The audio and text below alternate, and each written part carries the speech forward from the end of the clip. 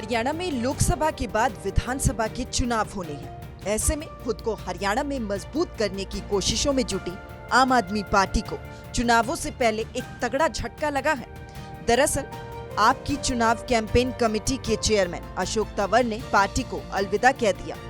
अशोक तंवर ने आम आदमी पार्टी से इस्तीफा देते हुए सोशल मीडिया प्लेटफॉर्म एक्स पर पोस्ट किया और लिखा कि आम आदमी पार्टी से मेरा इस्तीफा।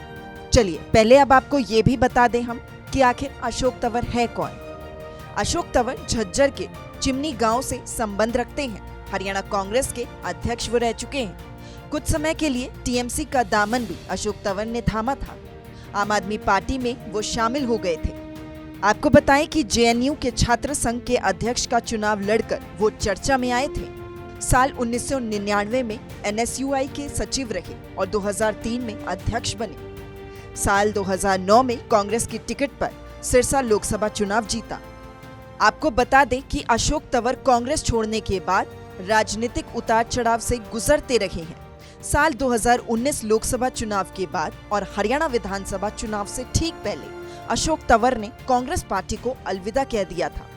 तंवर को राहुल गांधी का करीबी कहा जाता है, मगर पूर्व सीएम भूपेंद्र हुड्डा के साथ राजनीतिक मतभेद और पार्टी में खींचतान के बाद अशोक तंवर ने कांग्रेस को अलविदा कह दिया था। अशोक तंवर को राहुल ने हरियाणा प्रदेश कांग्रेस का अध्यक्ष भी बनाया था। 26 फरवरी 2021 को अशोक तंवर ने नई दिल्ली में अपनी नई पार्टी का गठन किया। इस पार्टी का उन्होंने अपना भारत मोर्चा नाम भी रखा। हालांकि बाद में अशोक तंवर ने तृणमूल कांग्रेस का दामन थाम लिया था। तृणमूल कांग्रेस ने अशोक तंवर को गोवा चुनाव की जिम्मेदारी सौंपी थी, मगर पार्टी का प्रदर्शन ठीक नहीं रहा। तृणमूल कांग्रेस में भी अशोक तंवर का मन जल्दी ही भर गया और उन्होंने पार्टी को अलविदा कह दिया। इसके बाद उन्होंने साल 2022 में दिल्ली के मुख्यमंत्री अरविंद केजरीवाल की मौजूदगी में आम आदमी पार्टी ज्वाइन की। तंवर के आने पर आम आदमी पार्टी बेहद ही उत्साहित थी, मगर ये उत्साह ज्यादा दिन तक बरकरार न रह सका। अब अशोक तंवर ने 18 जनवरी को आम आदमी पार्टी को भी अलविदा कहकर सियासी गलियारों में चर्चाएं तेज कर दी है।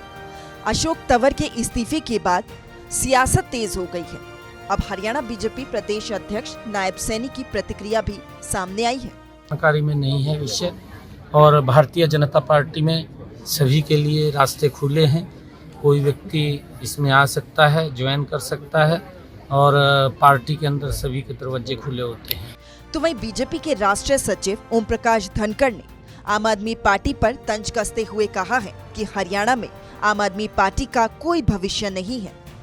ठीक, वो पहले कांग्रेस अध्यक्ष थे और कांग्रेस से ही पीड़ित होकर बाहर आए थे, और अब कांग्रेस वहीं जा रही है, तो दोनों मिल रहे हैं आप और वो। वैसे तो आपका कोई भविष्य भी नहीं है हरियाणा में, सभी नेता छोड़ कर ही आ रहे हैं। भविष्य मैं तो बार बार कहता हूँ कि आप पार्टी का कोई खाता हरियाणा में नहीं खुलेगा, और इसलिए जो जल्दी जितनी छोड़ जाए उतना अच्छा है। उधर पंचायत मंत्री देवेंद्र बबली ने भी अशोक तंवर को लेकर कहा कि संघर्ष में वो हमारे साथ रहे हैं। देखिएगा, बिल्कुल हमने साथ काम किया था और वो संघर्ष में हमारे साथ ही रहे हैं, और एक मेहनती नेता मैं उनको कह सकता हूँ है।